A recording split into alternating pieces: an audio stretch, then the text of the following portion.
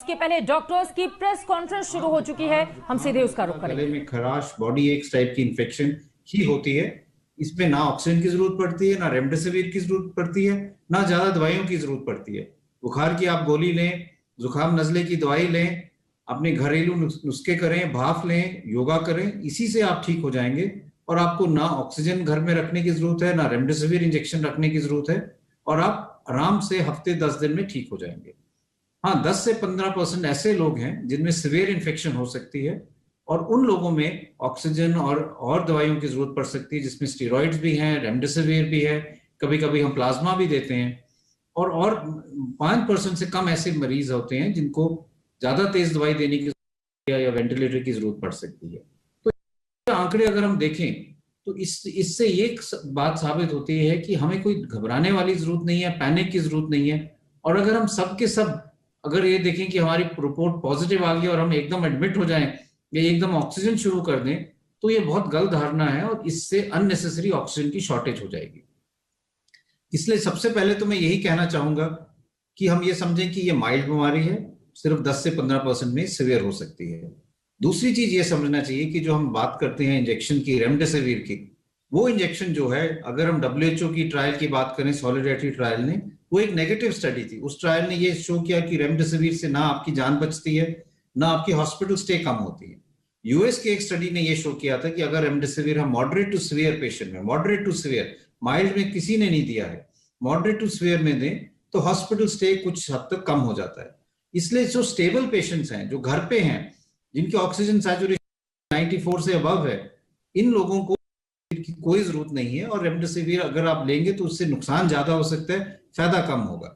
इसलिए एक बात ये भी मैं कहना चाहूंगा कि रेमडेसिविर कोई मैजिक बुलेट नहीं है, सिर्फ उन पेशेंट्स के लिए दी जाती है जो हॉस्पिटल में एडमिटेड है, जिनको मॉडरेट टू सीवियर डिजीज है और जिनकी ऑक्सीजन सैचुरेशन 93 से कम हो रही हो, जिनके लंग्स में शैडोज आ रहे हो, जो हम एक्सरे या सीटी स्कैन से देखते हैं, या ब्लड की रिपोर्ट में ऐसे पैरामीटर्स आ रहे हो जो ये सजेस्ट करें कि वो मॉडरेट या सीवियर डिजीज की तरफ जा रहे हैं।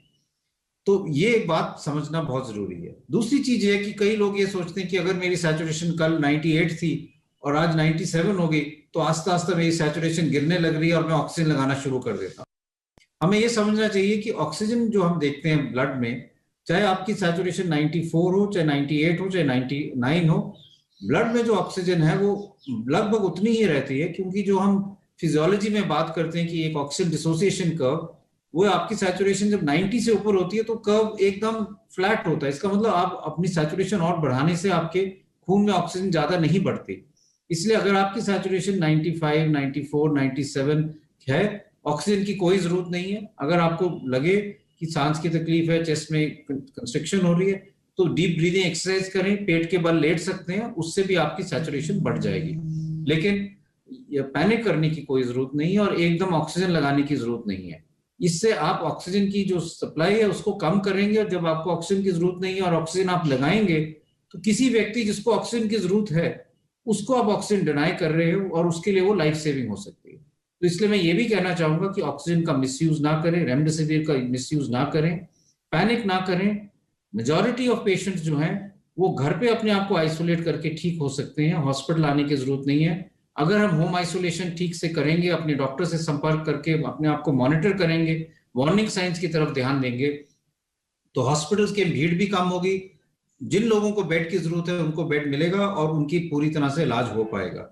तो यही मैं कहना चाहूंगा कि पैनिक ना करें, ड्रग्स की तरफ ना जाएं, डॉक्टर्स पे विश्वास करें, और स्टीरॉइड्स, रेमडेसिविर और ऑक्सीजन की माइल्ड केसेस में कोई जरूरत नहीं है, उससे ज्यादा नुकसान होता है, इसलिए उसको अवॉइड करें। इस मैसेज के बाद मैं अब डॉक्टर नरेश त्रेहिन को कहूंगा कि वो अपना मैसेज दे, जिससे हम लोगों को आगे कॉन्फिडेंस बिल्ड कर सके।